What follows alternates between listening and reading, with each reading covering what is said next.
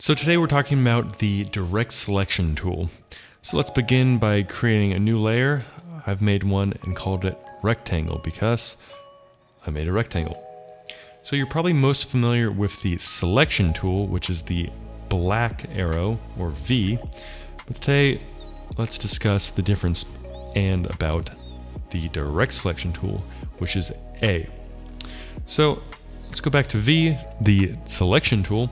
And you'll notice you can drag around, you can make your object wider, you can make it taller, and then you can also rotate it, which is all in good. So if you go over to the A, the direct selection tool, you can also move it, but then if you go to rotate it, you can't do that. And then if you try to make it wider, you can actually not only make it wider, but then completely adjust it in free form, which is pretty cool. You can also select an anchor point and adjust that completely manually for a whole new shape. So besides the anchor, if we just select one of the paths, like the top, and then click delete, we can delete it. But don't go too far, because if you select too many paths and delete them, then, well, you don't have the same object you started with. Let's go Command Z.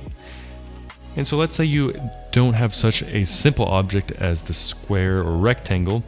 Let's go ahead and hide that, create a new layer. I named it brush, and make a little bit of an oval. For viewing's sake, let's make it a little bit larger and an interesting fill. Now again, if you use the selection tool and click on it, you can move it around, make it larger, and so forth.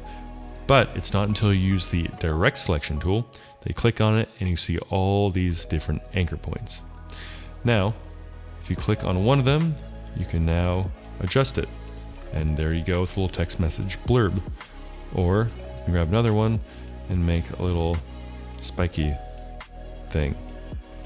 So, just like the square, we can also click on one of the anchor points and delete it. And be careful, because you start getting yourself into a little bit of trouble. And to keep it simple, that's all we'll talk about for today.